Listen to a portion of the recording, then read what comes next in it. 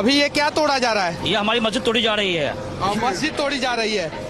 तो ये मस्जिद जो है अतिक्रमण वाले जमीन पे था कि आपके अपने जमीन पे था? हमारी जमीन पे है। आपके अपनी जमीन पे है, तो फिर क्यों तोड़ी जा रही है? सर जबरदस्ती है। ठीक है सर, तोड़ना पड़ेगा, लेकिन सर तो तोड़ने के लिए कोई जो है कानून नियम तो होता है सर, अदालत तो होती है, कोर्ट का फैसला तो होता है आखिर।